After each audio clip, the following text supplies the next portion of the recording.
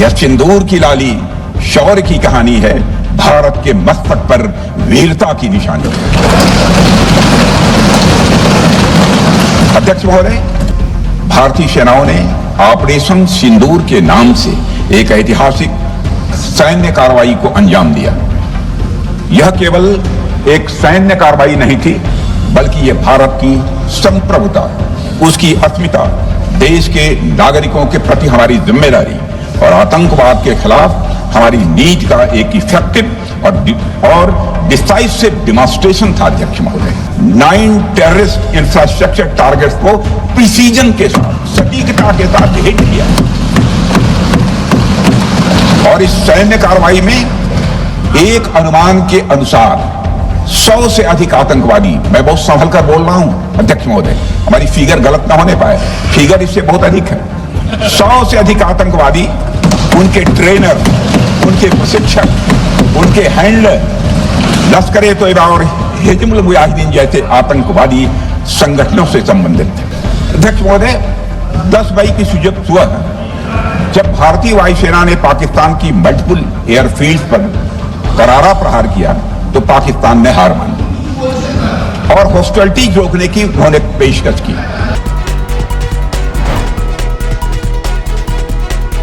अध्यक्ष महोदय, सबसे पहले तो मैं आपके माध्यम से सदन के सभी दलों के, मैंने जितने भी हमारे सम्मानित सदस्य हैं उनके प्रति आभार व्यक्त करना चाहता हूं कि ऑपरेशन सिंदूर की जो शानदार कामयाबी हासिल हुई है उस पर चर्चा करने के लिए आज सदन पूरी तरह से तैयार है। अध्यक्ष महोदय, सबसे पहले मैं इस सदन के माध्यम से मैं देश के उन वीर सपूतों को, उन बहादुर सैनिकों को नमन करता हूं जिन्होंने की राष्ट्र की सीमाओं की रक्षा के लिए आज जब भी आवश्यकता पड़ी है अपना बलिदान देने में वह पीछे नहीं रहे हैं। आज भी वह तैयार हैं और आज भी वह तत्पर हैं। साथ ही मैं उन सैनिकों की स्मृति को भी अध्यक्ष महोदय नमन करता हूं जिन्होंने की भारत की एकता और अखंडता सुनिश्चित करने के लिए अपना सर्वस्व बलिदान कर दिया। मैं पूरे देश की तरफ से सेनाओं के सभी जवानों के प्रति कृतज्ञता व्यक्त करता हूं। अध्यक्ष महोदय, आज मैं आपकी अनुमति से ऑपरेशन सिंदूर से जुड़े कुछ महत्वपूर्ण तथ्यों और विषयों को सदन के समक्ष रखने के लिए यहां खड़ा हूं। अध्यक्ष महोदय, 6 और 7 मई 2025 को भारतीय सेनाओं ने ऑपरेशन सिंदूर के नाम से एक ऐतिहासिक सैन्य कार्रवाई को अंजाम दिया। यह केवल एक सैन्य कार्रवाई नहीं थी, बल्कि यह भारत की संप्रभुता, उसकी अस्मिता, देश के नागरिकों के प्रति हमारी जिम्मेदारी और आतंकवाद के खिलाफ हमारी नीति का एक इफेक्टिव और डिसाइसिव डिमॉन्स्ट्रेशन था। अध्यक्ष महोदय, जैसा इस सदन को जानकारी है, 22 अप्रैल 2025 को जम्मू कश्मीर के पहलगाम क्षेत्र में एक अमानवीय और कायराना आतंकी हमला हुआ। इस हमले में हमारे 25 निर्दोष नागरिकों सहित एक नेपाली नागरिक की भी जान गई थी। उन निर्दोष लोगों की जान उनका धर्म पूछ कर लिया गया। यह अपने आप में अमानवीयता का सबसे कुत्सित और सबसे घृणित उदाहरण था। यह घटना भारत की सहन शक्ति की सीमा की भी मैं मानता हूं परीक्षा थी। अध्यक्ष महोदय, इस हमले के तुरंत बाद हमारे प्रधानमंत्री श्री नरेंद्र मोदी जी ने तीनों सेनाओं के प्रमुखों की एक उच्च स्तरीय बैठक की और उन्हें छूट दी गई कि वे अपने विवेक, स्ट्रेटेजिक अंडरस्टैंडिंग और रीजनल सिक्योरिटी सिचुएशन को ध्यान में रखते हुए वह निर्णायक कार्रवाई करें। इसके बाद हमारे सैन्य नेतृत्व ने न केवल अपनी मैच्योरिटी दिखाई, बल्कि उस स्ट्रेटेजिक विजडम का भी परिचय दिया जिसकी उम्मीद भारत जैसी एक रिस्पॉन्सिबल पावर से की जाती है।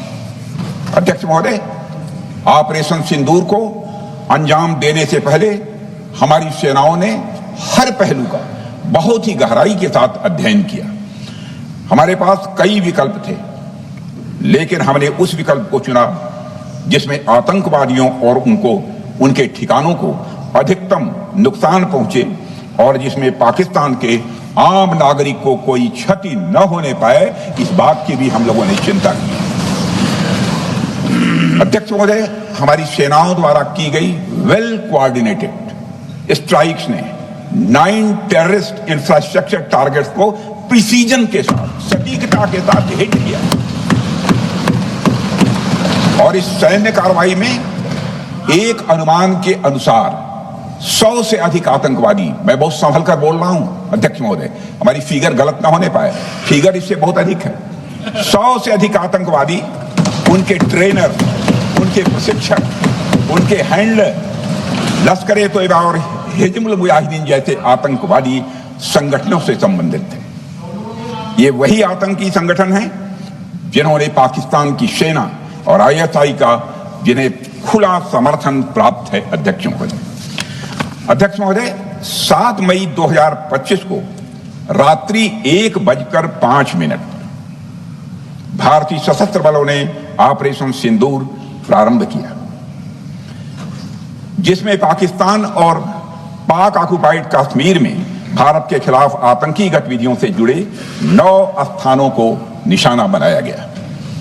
इसमें POK के मुजफ्फराबाद में सवाई नाला और सैयदना बिलाल कैंप, कोटली में मस्जिद अब्बास व मसबर रहील शाहिद कैंप, कोटली में गुलपुर कैंप, भिम्बर में बरनाला कैंप, कोटली में अब्बास कैंप और पाकिस्तान के पंजाब प्रांत में बहावलपुर, मुहिदके और सरजाल और मेहमुना जोया शामिल थे।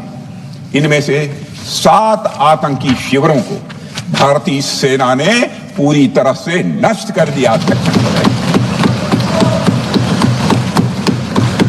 जबकि भारतीय वायुसेना ने मुरीदके और बहावलपुर को नेस्त नाबूद किया, जो लश्कर-ए-तोयबा और जैशे मोहम्मद के केंद्र हैं। पूरा ऑपरेशन मात्र, अध्यक्ष महोदय, जानकर पूरे सदन को प्रसन्नता होगी कि विदिन 22 मिनट्स पूरा ऑपरेशन समाप्त और हमने आतंकवादियों को उनके घर में घुसकर मारा। सशस्त्र बलों ने हमारी माताओं और बहनों के सिंदूर का बदला लिया और प्रत्येक भारतीय इस भावना से ओत-प्रोत हो गया। अध्यक्ष महोदय, मैं चाहूंगा कि पूरा सदन एक बार हमारे सेना के बहादुर जवानों के शौर्य और पराक्रम का। अध्यक्ष महोदय, यह सिंदूर की लाली शौर्य की कहानी है। यह सिंदूर की लाली शौर्य की कहानी है, भारत के मस्तक पर वीरता की निशानी है। अध्यक्ष महोदय, सेनाओं ने अंधेरी रात होने के बावजूद हमले की सफलता के स्पष्ट एविडेंस भी जुटाए हैं, साक्ष्य है हमारे पास। अध्यक्ष महोदय, हमले के कुछ ही घंटों के भीतर एक प्रेस रिलीज और मीडिया ब्रीफिंग के माध्यम से इन्हें जनता की जानकारी के लिए जारी कर दिया गया था। मुझे यह पुष्टि करते हुए गौरव की अनुभूति हो रही है कि सशस्त्र बल अपने सभी मिशन ऑब्जेक्टिव्स को पूरा करने में पूरी तरह से सक्षम रहे और साथ ही कामयाब रहे। अध्यक्ष महोदय, 7 मई 2025 को हमले माने 1:35 के तुरंत बाद भारतीय DGMO ने हॉटलाइन संदेश के माध्यम से पाकिस्तान के DGMO यानी डायरेक्टर जनरल मिलिट्री ऑपरेशन से संपर्क किया और टेरर इंफ्रास्ट्रक्चर के खिलाफ हमारे हमले के रेशनल और मेथोडोलॉजी के बारे में पूरी जानकारी दी और यह तथ्य भी बताया ये हमले एस्केलेटरी नेचर वाले नहीं थे, माने इसको हम आगे नहीं बढ़ाना चाहते।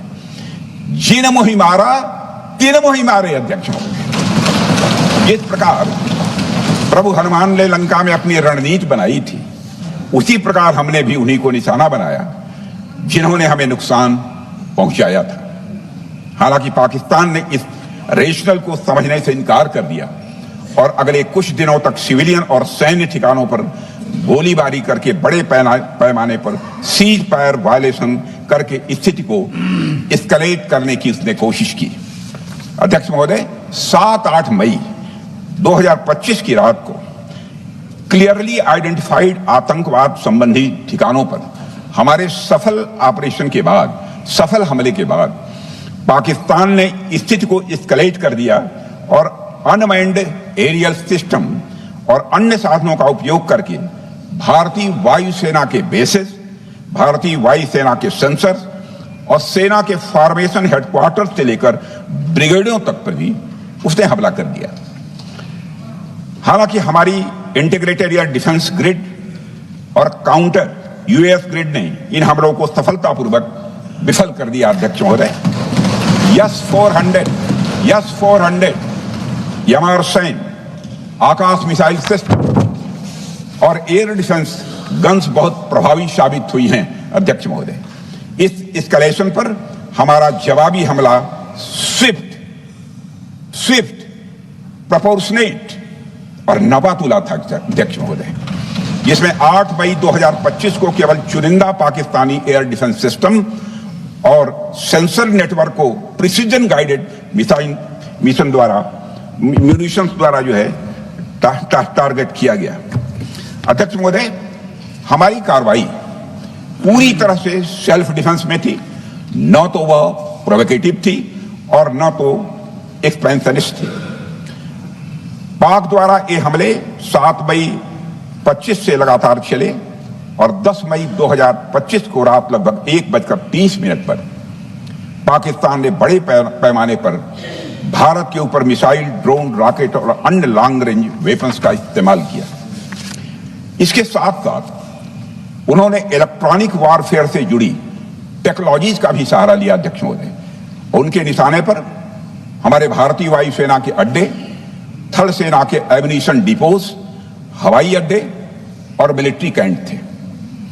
अध्यक्ष महोदय, यह कहते हुए मुझे गौरव की अनुभूति हो रही है कि हमारे air defence system, counter drone system और इलेक्ट्रॉनिक इक्विपमेंट्स ने पाकिस्तान के इस हमले को पूरी तरह से नाकाम कर दिया।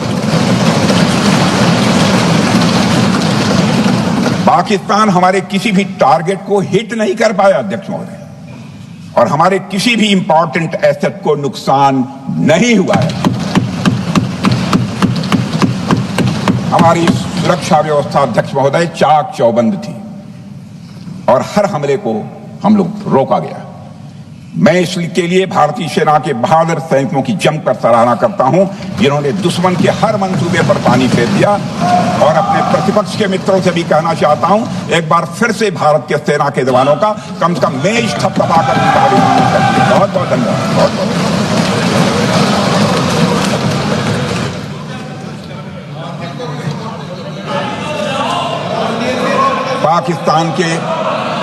पाकिस्तान के इस हमले के जवाब में हमारी कार्रवाई साहसिक थी, ठोस थी और प्रभावी थी। भारतीय वायुसेना ने वेस्टर्न फ्रंट पर पाकिस्तान के हवाई अड्डों, command and control systems, military infrastructures और एयर डिफेंस सिस्टम को निशाना बनाया और इस मिशन को हमारी सेनाओं ने सफलतापूर्वक अंजाम देने में कामयाबी हासिल की।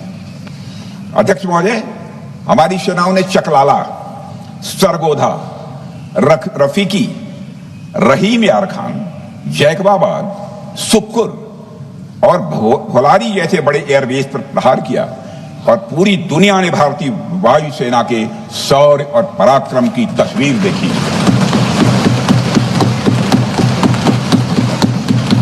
अध्यक्ष महोदय, ऑपरेशन सिंदूर ट्राई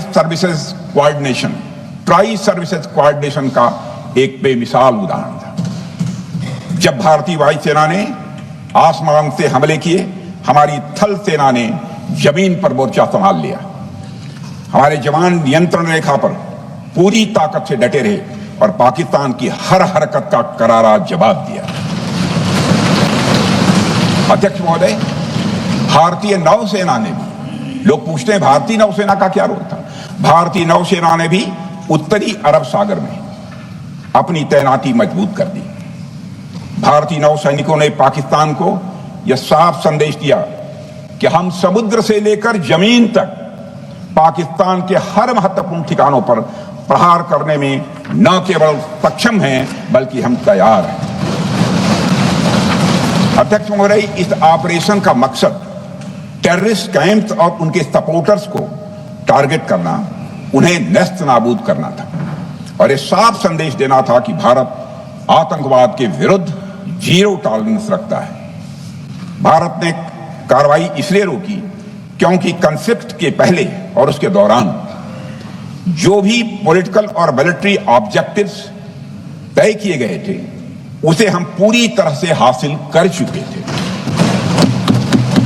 इसलिए यह कहना, यह मानना कि यह ऑपरेशन किसी दबाव में रोका गया था, यह बेबुनियाद है और सरासर गलत है। अध्यक्ष,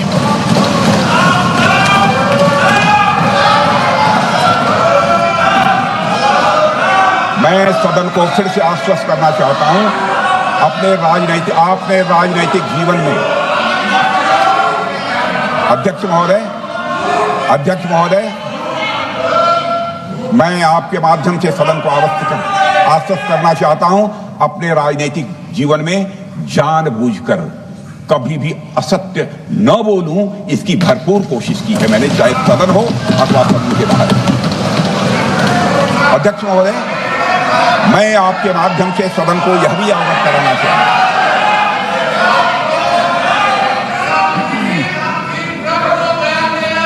प्लीज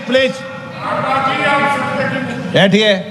आप क्यों खड़े? अध्यक्ष महोदय, मैं आपके माध्यम से सदन को यह भी अवगत कराना चाहूंगा कि सीमा पार करना या वहां की टेरिटरी कैप्चर करना इस ऑपरेशन का उद्देश्य नहीं था।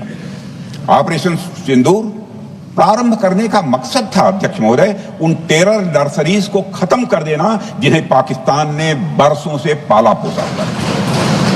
और यह ऑपरेशन उन मासूम परिवारों को न्याय दिलाने के लिए लॉन्च किया गया था जिन्होंने पाक स्पॉन्सर्ड टेररिस्ट अटैक्स में अपने प्रियजनों को खोया था।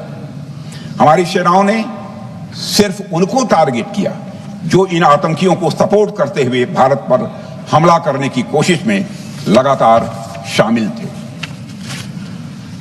अध्यक्ष महोदय, ऑपरेशन सिंदूर का ओवरऑल पॉलिटिको मिलिट्री ऑब्जेक्टिव यह था कि आतंकवाद के रूप में प्रॉक्सी वार लड़ रहे पाकिस्तान को सजा दी जाए और इसी वजह से आर्म फोर्सेस को पूरी आजादी दी गई थी कि वे अपने टारगेट खुद चुने और करारा जवाब दें।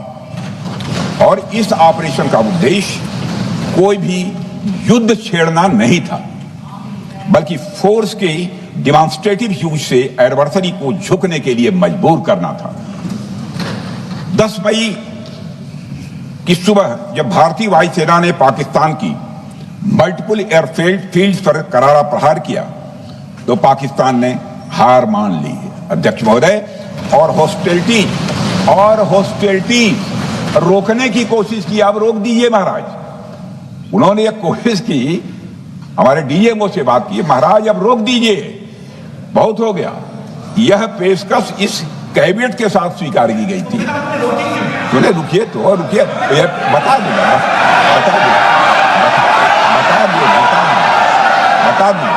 अब बैठते आपको मौका मिलेगा।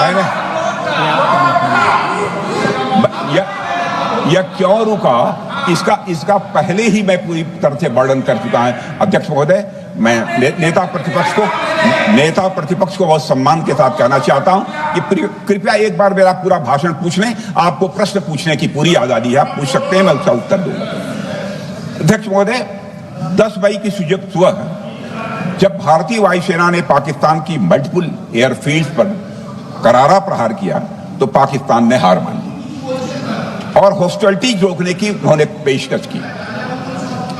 यह पेशकश इस कैबिनेट के साथ स्वीकार की गई हम लोगों के द्वारा कि यह ऑपरेशन केवल पाज किया गया है, स्थगित किया गया है, यह ऑपरेशन समाप्त नहीं हुआ है अध्यक्ष महोदय। अगर पाकिस्तान की ओर से भविष्य में कोई भी मिस एडवेंचर हुआ तो यह ऑपरेशन अध्यक्ष महोदय, मैं सदन को आश्वस्त करना चाहता हूं, दोबारा प्रारंभ हो।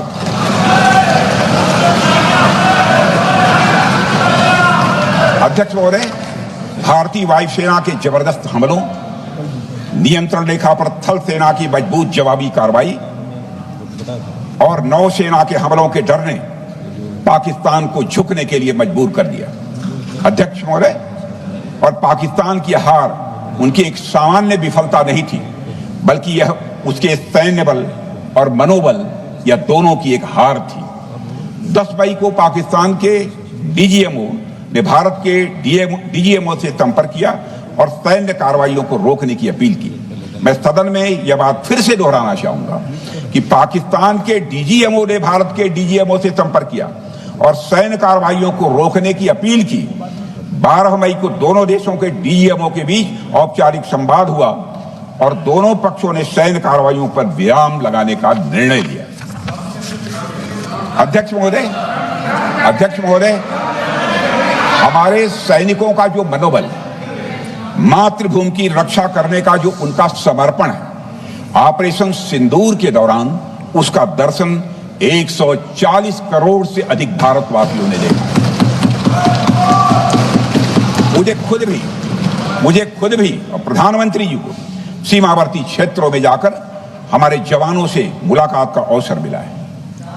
अध्यक्ष महोदय, श्रीनगर के मिलिट्री बेस पर, भुज के एयरबेस पर, उधमपुर के कमांड सेंटर पर, हर जगह प्रत्यक्ष मैंने अपनी आंखों से देखा कि हमारे सैनिकों का मनोबल अपनी पूरी बुलंदी पर था।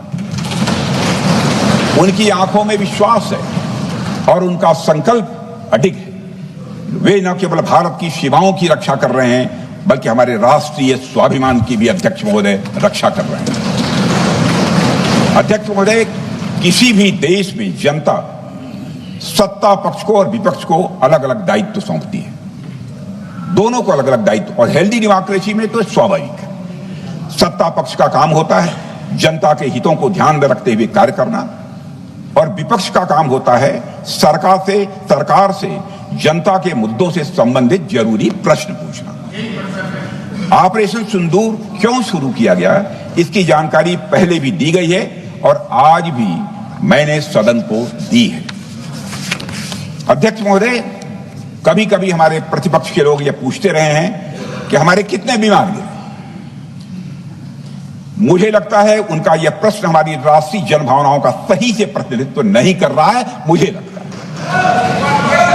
उन्होंने एक बार भी हमसे यह नहीं पूछा कि हमारी सेनाओं ने दुश्मन के कितने विमान मारे गिराए।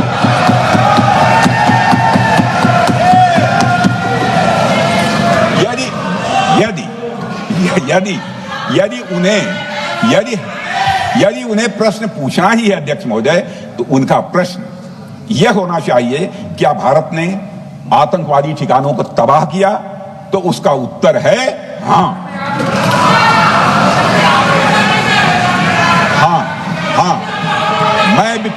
मैं विपक्ष के सम्मानित साथियों से कहना चाहता हूं कि आपको प्रश्न पूछना है तो यह प्रश्न पूछिए, क्या ऑपरेशन सिंदूर सफल रहा? तो उसका उत्तर है हाँ।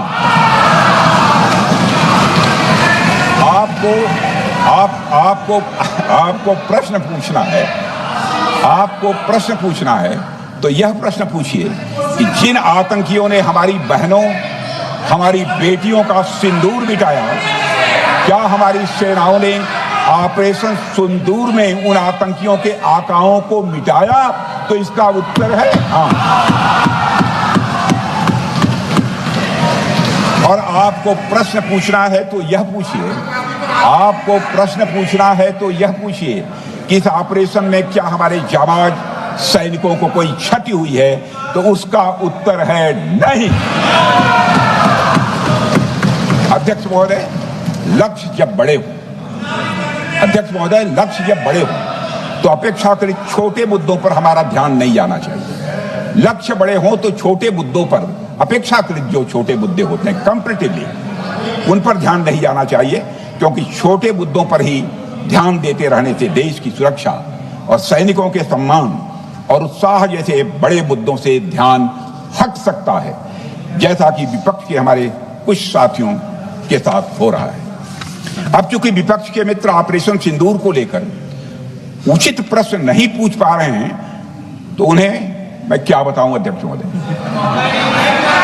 मैं लगभग 4 डिकेड से अधिक समय से राजनीति में, सत्ता पक्ष हो या विपक्ष हो, अपनी पार्टी हो या दूसरी पार्टी हो, कभी भी किसी के साथ दलगत राजनीति को मैंने शत्रुतापूर्ण तरीके से जिंदगी में नहीं देखा है मैंने, अध्यक्ष महोदय। इसलिए आज अगर विपक्ष प्रश्न पूछने में असफल है, मैं विपक्ष को उनके इस काम में थोड़ी सी मदद करना चाहता हूं। अध्यक्ष महोदय, मैं विपक्ष के अपने सम्मानित साथियों से ये कहना चाहता हूं कि यदि आज हम लोग सत्ता पक्ष में हैं तो ऐसा नहीं है कि हम हमेशा सत्ता पक्ष में ही रहेंगे। यह आवश्यक नहीं है, किसी के लिए आवश्यक नहीं। एक लंबा समय हमने विपक्ष का काम किया है, एक लंबा समय हमने सरकारों से सवाल पूछने में लगाया है। जनता ने जब हमें विपक्ष में रहने का दायित्व सौंपा था तो हमने विपक्ष में रहकर विपक्ष की भूमिका को बड़े ही सकारात्मक तरीके से निभाया भी। अध्यक्ष महोदय, विपक्ष में रहकर हमने कैसे प्रश्न पूछे, इसके कुछ उदाहरण मैं यहां रखना चाहता हूं। 1962 में अध्यक्ष महोदय, चीन के साथ हुए युद्ध में जब दुखद परिणाम आया तो हमने उस समय की सरकार से यह पूछे थे, लेकिन वह प्रश्न यह था कि हमारे देश की धरती पर दूसरे देश का कब्जा कैसे हुआ। हमने यह प्रश्न पूछा था कि हमारी सेना और हमारी जनता अपमानित क्यों हुई। हमने यह प्रश्न पूछा था कि बड़ी संख्या में हमारे सैनिक हताहत कैसे हुए। हमने यह प्रश्न नहीं पूछा कि हमारे टैंक, हमारी मशीनें, हमारी बंदूकें क्यों ध्वस्त हो गई। यह प्रश्न हम लोगों ने नहीं पूछा। मशीनों और तोपों की चिंता न करके, मशीनों और तोपों की चिंता न करके अध्यक्ष महोदय, हमने देश की टेरिटरी की चिंता की, हमने देश के सैनिकों की। इसी तरह 71 के युद्ध में, 71 के युद्ध में जब हमने पाकिस्तान को सबक सिखाया,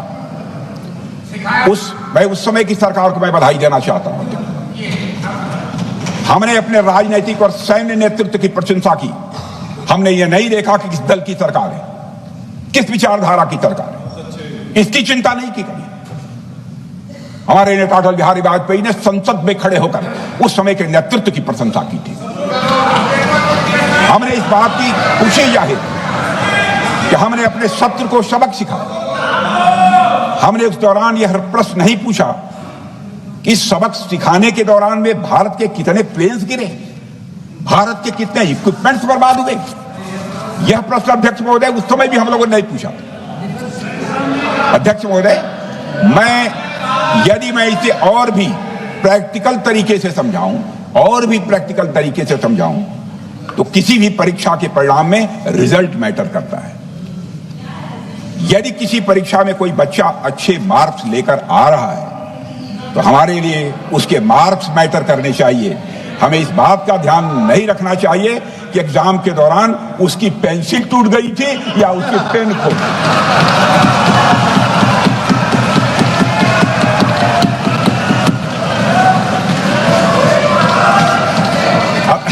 अध्यक्ष महोदय, अल्टीमेटली रिजल्ट मैटर करता है और रिजल्ट यह है, अध्यक्ष महोदय, अल्टीमेटली रिजल्ट मैटर करता है और रिजल्ट यह है अध्यक्ष महोदय कि ऑपरेशन सिंदूर के दौरान हमारी सेनाओं ने जो लक्ष्य निर्धारित किया था, उन लक्ष्यों को पूर्ण रूप से प्राप्त करने में हमने कामयाबी पाई।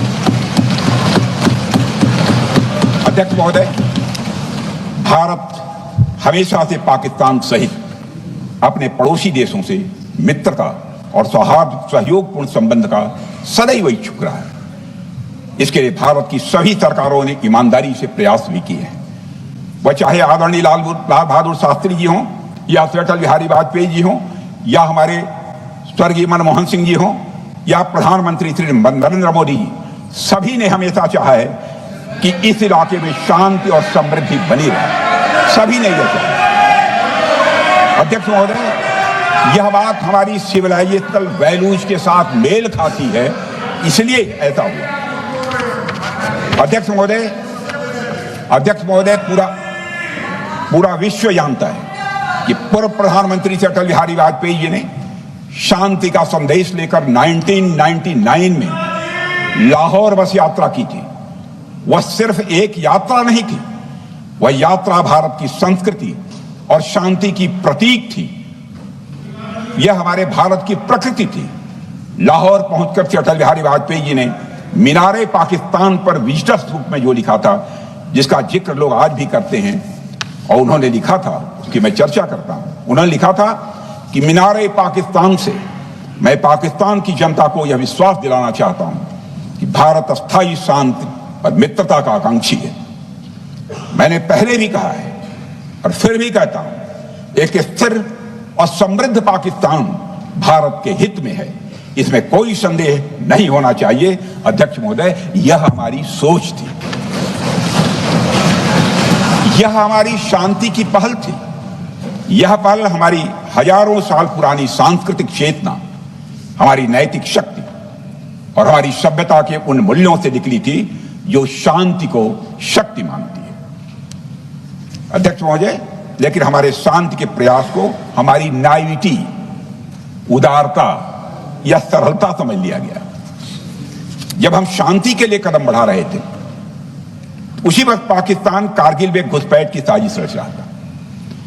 हम दोस्ती के राह पर थे तो वो षड्यंत्र की राह पर था। जब हम मामला खुलकर सामने आया तो हमारे वीर सैनिकों ने इस घुसपैठ के खिलाफ कार्रवाई करना प्रारंभ किया, और जब भारत की जीत सामने दिखाई दे रही थी तो पाकिस्तान ने परमाणु युद्ध की धमकी दे डाली। अध्यक्ष महोदय, तब हमारे प्रधानमंत्री, तत्कालीन प्रधानमंत्री आदरणीय अटल बिहारी वाजपेयी जी ने कहा था, पाक सेना के परमाणु हमले से भारत का तो कुछ नहीं बिगड़ेगा, लेकिन पाकिस्तान दूसरे दिन का सूरज नहीं देख पाएगा।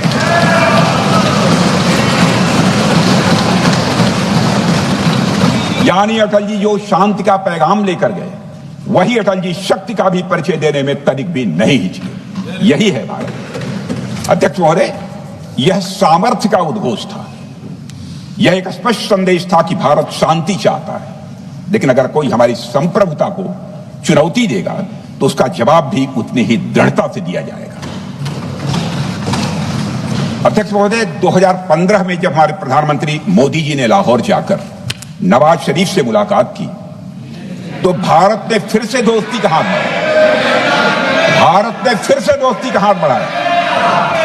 अध्यक्ष महोदय, हम वाकई में शांति की राह पर चलना चाहते थे, क्योंकि हमारी मूल प्रकृति बुद्ध की है, युद्ध की नहीं है।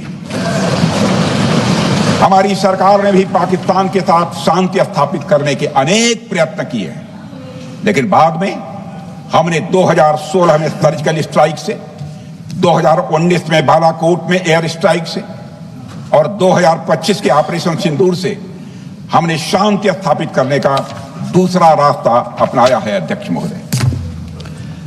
महोदय, अब हमारे प्रधानमंत्री श्री नरेंद्र मोदी जी और हमारी सरकार का स्टैंड बिल्कुल क्लियर है कि टेररिज्म और टॉक्स ये दोनों साथ नहीं चल सकते, क्योंकि सभ्य मुल्कों के बीच बातचीत होती है। अध्यक्ष महोदय, लोकतांत्रिक देशों में बातचीत होती है, पर एक ऐसा देश जिसके वजूद में लोकतंत्र का एक कतरा भी न हो और सिर्फ रिलीजियस फैनेटिसिज्म, टेररिज्म और हेट्रेड अगेंस्ट इंडिया हो, उसके साथ संवाद किसी भी सूरत में नहीं किया जा सकता। क्योंकि टेररिज्म की भाषा जो अध्यक्ष महोदय होती है वह खून, डर और नफरत है, संवाद नहीं। गोलियों की आवाज में संवाद की आवाज दब जाती है। जहां खून बहता है वहां बातचीत की गुंजाइश अध्यक्ष महोदय नहीं बचती। अध्यक्ष महोदय, पाकिस्तान की वर्तमान स्थिति अब जग जाहिर है। जिस देश ने आतंक को अपनी विदेश नीति का औजार बना लिया, वह अंततः अपने ही जाल में फंस जाता है।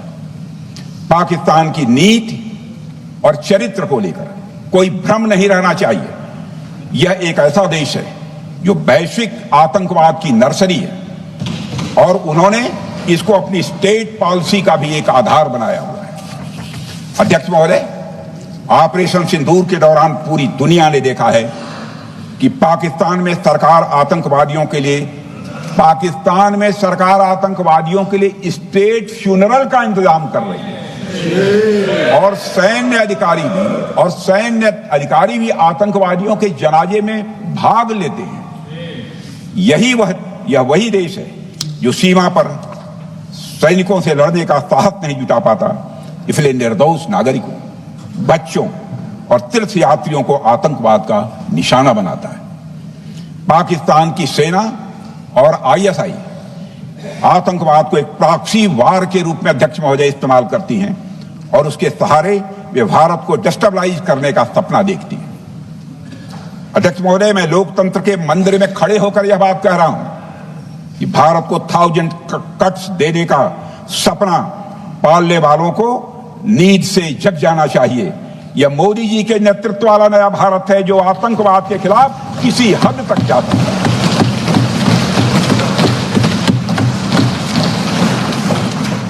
अध्यक्ष महोदय, आप भारत का इतिहास जानते हैं। देखिए, हमने कभी भी किसी की 1 इंच जमीन पर आज तक कभी कब्जा नहीं किया है। हम यह भी जानते हैं कि युद्ध अपनी बराबरी वालों से करना चाहिए।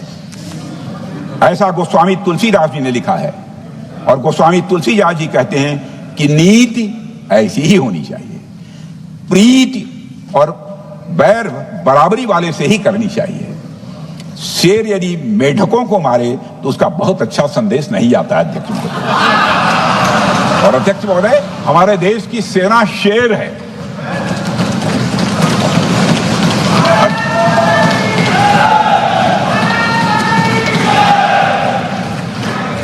अध्यक्ष महोदय, पाकिस्तान जैसा देश जो साइज, सामर्थ्य, शक्ति और समृद्धि में हमारे आसपास भी नहीं है, उस मुल्क से कैसा मुकाबला? जो मुल्क अपने अस्तित्व के लिए दूसरों पर आश्रित हो, उसके मुकाबले का मतलब है अपना स्तर कम करना। हमारी नीति है आतंकवाद के खिलाफ प्रभावी कार्रवाई करना। हमारा पाकिस्तान विरोध उनकी आतंकवाद की नीति के कारण है, इसलिए पाकिस्तान का हमारा विरोध है। अध्यक्ष महोदय, हम अगर शांति की आशा के लिए हाथ बढ़ाना जानते हैं तो अशांति फैलाने वाले हाथों को उखाड़ना भी जानते हैं। अध्यक्ष महोदय, अगर शांति के प्रयास करना हम जानते हैं तो दुष्टों को जो भाषा समझ में आए उसी भाषा में समझाना भी जानते हैं। सठे साक्ष्यम समाचरित, अर्थात दुष्ट के साथ दुष्टता का ही व्यवहार करना पड़ता है कभी कभी। अध्यक्ष महोदय, हमने भगवान कृष्ण से सीखा है कि शिशुपाल की 100 गलतियां माफ की जा सकती हैं, पर अंत में धर्म की रक्षा के लिए सुदर्शन चक्र उठाना ही पड़ता है। हमने पार्लियामेंट का अटैक सहा है अध्यक्ष महोदय, 2001 का मुंबई अटैक सहा है, झेला है, लेकिन अब हमने कह दिया है इनफ इज इनफ। अब हमने सुदर्शन चक्र उठा लिया है अध्यक्ष महोदय। अध्यक्ष महोदय, हमारी प्रवृत्ति भगवान राम और भगवान कृष्ण से प्रेरित है, जो हमें शौर्य भी सिखाती है और धैर्य भी सिखाती है। इस सीख का अध्यक्ष महोदय, इस सीख का हम प्रधानमंत्री नरेंद्र मोदी जी के नेतृत्व में हमारी विदेश और अपनी रक्षा नीति में सीधा प्रयोग कर रहे हैं। आज भारत पहले दोस्ती का हाथ बढ़ाता है, लेकिन अगर कोई देश धोखा दे तो उसकी कलाई भी मरोड़ना जानता है।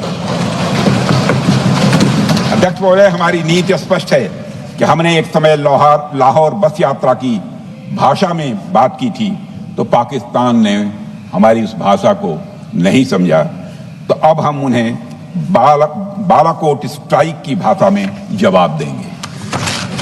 अध्यक्ष महोदय, भारत के लिए शांति हमारी प्रायोरिटी है, हमारी प्राथमिकता है और हमारी शक्ति उसका आधार है। भारत के लिए शांति प्राथमिकता है और हमारी शक्ति उसका आधार है। यह शक्ति हमारे सामर्थ्य से पैदा हुई है अध्यक्ष महोदय, और यह सामर्थ्य पिछले 11 साल में कई गुना बढ़ गया है। मैं ये नहीं कहता हूं पहले नहीं था, पहले था, लेकिन अब कई गुना बढ़ गया है। आज भारत विश्व की 4थी सबसे बड़ी अर्थव्यवस्था है और अभी आई मॉर्गन स्टैनली के रिपोर्ट के मुताबिक 2028 तक विश्व की 3री सबसे बड़ी अर्थव्यवस्था बनने की ओर भारत चल रहा है। अध्यक्ष महोदय, आर्थिक उन्नति के साथ साथ भारत के रक्षा क्षेत्र में 2014 से उल्लेखनीय परिवर्तन, रिमार्केबल चेंज आया है। आज का भारत डिफेंस सेक्टर में आत्मनिर्भरता, सेल्फ रिलायंस और स्वदेशी उत्पादन की दिशा में तेजी से आगे बढ़ रहा है। अध्यक्ष महोदय, आज हम हर दृष्टि से समर्थ भी हैं और सक्षम भी हैं। अध्यक्ष महोदय, मैं सदन को यह भी जानकारी देना चाहता हूं, उसके बाद जब प्रश्न पूछा गया हमारे सारे चीफ से, सीडीएस से, डिफेंस सेक्रेटरी से, क्या ऑपरेशन के लिए तैयार हैं, क्षण भर की देर नहीं लगाई, सबने बोला यस सर। अध्यक्ष महोदय, ऑपरेशन सिंदूर हमारे सामर्थ्य का ही प्रतीक था, जिसमें हमने दिखा दिया कि अगर कोई हमारे नागरिकों को मारेगा तो भारत चुप नहीं बैठेगा। भारत की आत्मरक्षा के लिए हमारा राजनीतिक तंत्र और नेतृत्व बिना किसी दबाव के काम करेगा। हमारी मिसाइल फिजिकल सीमाएं लांघेंगी अध्यक्ष महोदय, और हमारे वीर सैनिक दुश्मन की कमर तोड़ेंगे। अध्यक्ष महोदय, हम आतंकवाद को उसके हर रूप और स्वरूप में पूरी तरह समाप्त करने के लिए पूरी तरह से प्रतिबद्ध हैं। और इस संदर्भ में हमें एक महत्वपूर्ण बात समझनी होगी। Pakistan sponsored terrorism is not random madness, there is a method in this madness. यह एक सुनियोजित रणनीति है, यह एक फंडामेंटल रेज है। अध्यक्ष महोदय, प्रसिद्ध लेखक वीएस नायपाल ने सही कहा था, पाकिस्तान में होना एक ऐसी अल्टरनेट और कंट्रास्टिंग रियलिटी है, where war is peace, freedom is slavery, ignorance is strength. यानी यहां युद्ध ही शांति है, गुलामी ही स्वतंत्रता है, और जिहालत यानी अज्ञानता ही ताकत है। अध्यक्ष महोदय, इसलिए पाकिस्तान द्वारा प्रायोजित आतंकवाद कोई पागलपन नहीं है। पाकिस्तान द्वारा प्रायोजित आतंकवाद कोई पागलपन नहीं है, यह एक सोची समझी साजिश का हिस्सा है। यह एक ऐसी प्रक्रिया है जो आतंक को एक पॉलिटिकल टूल की तरह इस्तेमाल करती है। यह सिर्फ आतंकवाद नहीं, यह एक टूल किट है, एक ऐसा टूल किट जिसे पाकिस्तान की सेना और उसकी एजेंसियां एक नीति की तरह अपनाए हुए हैं। This tool kit is an opposition to civilized code of conduct that the rest of the world prefers to abide by। यानी यह टूल किट उस सिविलाइज्ड कोड ऑफ कंडक्ट के खिलाफ है जिसे दुनिया का हर जिम्मेदार देश मानता है। अध्यक्ष महोदय, यह एक कट्टरपंथी सोच की उपज है जिसमें सहिष्णुता के लिए कोई जगह नहीं। हमारा पाकिस्तान के साथ कोई सीमा का संघर्ष नहीं है अध्यक्ष महोदय, बल्कि यह सभ्यता बनाम बर्बरता का संघर्ष है। सभ्यता बनाम बर्बरता का संघर्ष। पाकिस्तान के हुक्मरान जानते हैं कि उनके सैनिक युद्ध के मैदान में भारत से नहीं जीत सकते, इसलिए वे आतंक को पालते ही नहीं, उन्हें प्रशिक्षण देते हैं, और फिर दुनिया के सामने खड़े होकर निर्दोष बनने की कोशिश करते हैं।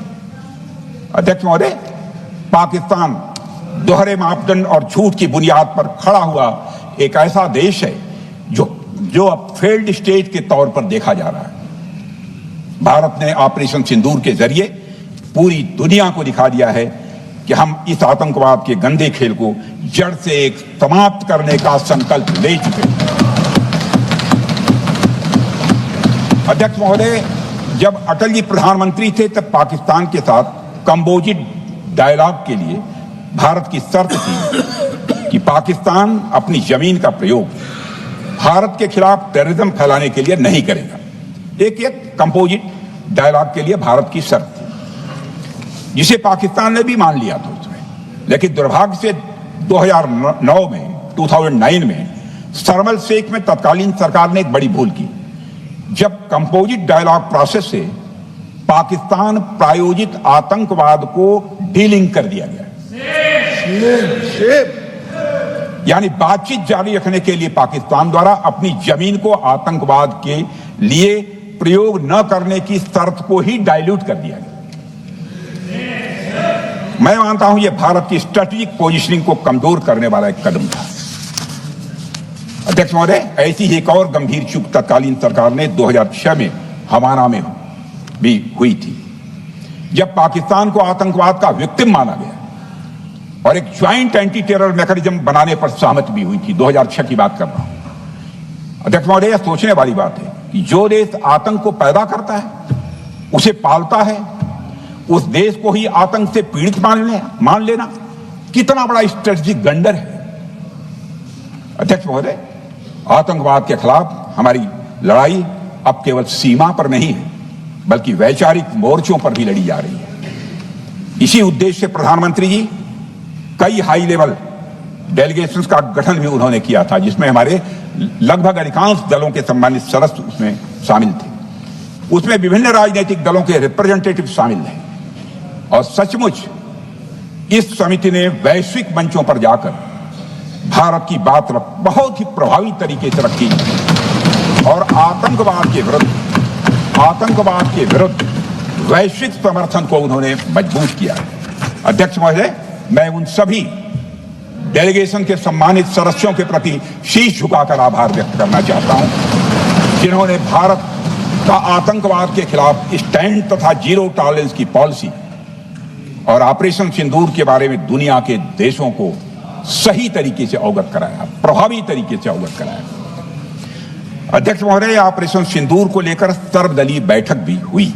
आई am very happy to tell the house that during Operation Sindoor, all the political parties of the country kept aside all ideologies and differences and showed solidarity with the nation, with the soldiers and with the government. फिर इसके लिए आभार व्यक्त करता हूं। मुझे लगता है यही इस देश के लोकतंत्र की खूबसूरती है। अध्यक्ष महोदय, जैसा कि हमारे माननीय प्रधानमंत्री मोदी जी ने भी कहा है कि ऑपरेशन सिंदूर अभी रुका है, समाप्त नहीं हुआ है। यदि आवश्यकता पड़ी, यदि पाकिस्तान फिर किसी नापाक हरकत की कोशिश करता है, तो हम और भी कठोर और निर्णायक कार्रवाई करने के लिए तैयार हैं। अध्यक्ष महोदय, ऑपरेशन सिंदूर के माध्यम से पाकिस्तान के मन में भारत को लेकर जो बहुत बड़ी गलतफहमी थी, वह हमने दूर कर दी है। और मेरी दूर थोड़ी बहुत बची है, नहीं भई होगी तो उसको भी दूर कर देंगे। अध्यक्ष महोदय, मुझे महाकवि राष्ट्र कवि रामधारी सिंह जी दिनकर की कुछ पंक्तियां याद आती हैं। अध्यक्ष महोदय, क्षमाशील हो रिपु समक्ष, तुम हुए विनत जितना ही, दुष्ट कौरवों ने तुमको कायर समझा उतना ही। अध्यक्ष महोदय, भारत ने न केवल अपनी सैन्य क्षमता का प्रदर्शन किया, बल्कि अपनी राष्ट्रीय दृढ़ता, नैतिकता और राजनीतिक कुशलता का भी परिचय दिया है। भारत अब किसी भी आतंकी हमले का निर्णायक और स्पष्ट उत्तर देगा। अध्यक्ष महोदय, हमने एक नई लक्ष्मण रेखा खींच ली है। अब आतंकवाद को आश्रय और समर्थन देने वालों को कोई शरण नहीं मिलेगी। और अध्यक्ष महोदय, भारत किसी भी तरह के न्यूक्लियर ब्लैकमेलिंग या दबावों के आगे अब झुकने वाला नहीं है।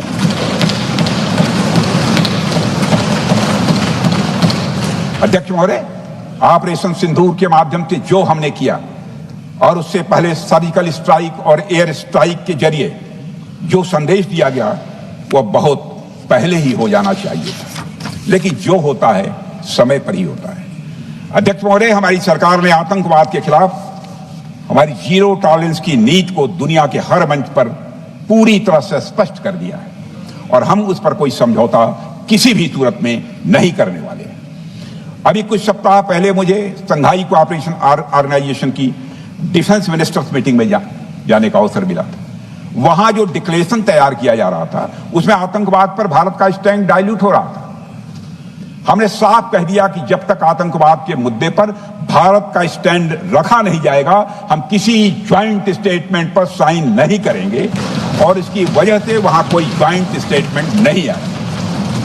अध्यक्ष महोदय, इसका परिणाम क्या? अब देखिए, हमारे प्रधानमंत्री जी ब्रिक्स की बैठक में ब्राजील गए, करिश्मा किया है हमारे प्रधानमंत्री। तो चीन की मौजूदगी में जो ज्वाइंट डिक्लेरेशन आया, उसमें जम्मू और कश्मीर में हुए आतंकी हमले को कंडेम भी किया गया। यह प्रधानमंत्री ने करिश्मा करके दिखाया, यानी भारत की बात अंततः मानी गई। और यह ब्रिक्स सम्मेलन के इतिहास में पहली बार हुआ जब जम्मू एवं कश्मीर में हुए किसी आतंकी घटना को खुलकर कंडेम किया गया। मैं इस सदन को याद दिलाना चाहता हूं, 2008 में मुंबई में इतनी बड़ी आतंकी घटना हुई, मगर उस समय की सरकार को जो प्रभावी कार्रवाई करनी चाहिए थी वो नहीं हो पाई। लेकिन उसमें सबसे दुखद और आश्चर्य की बात है, कई वर्ल्ड फोरम, इंटरनेशनल फोरम पर जो उसका कंडेमनेशन होना चाहिए, जो उसकी निंदा की जानी चाहिए, वह भी जितना होना चाहिए नहीं हो पाया। अध्यक्ष, यदि आप उस घटना के बाद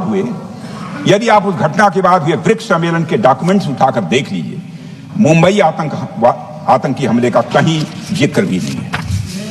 और अध्यक्ष महोदय, जब केंद्र में प्रधानमंत्री मोदी जी के नेतृत्व में सरकार बनी, तब जाकर कहीं के हालात कुछ बदलने शुरू हुए और साल 2017 में हुए ब्रिक्स सम्मेलन में पहली बार 2017 में हुए ब्रिक्स सम्मेलन में पहली बार आतंकवाद से लश्कर और जैश जैसे आतंकवादी संगठनों को जोड़ा गया।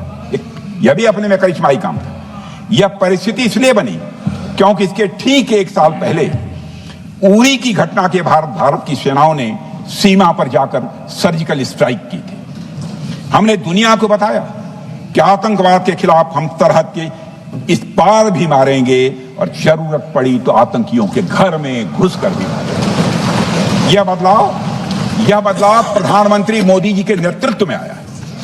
अध्यक्ष महोदय, यह वही नीति है जो पहले की सरकारों को भी अपनानी चाहिए थी।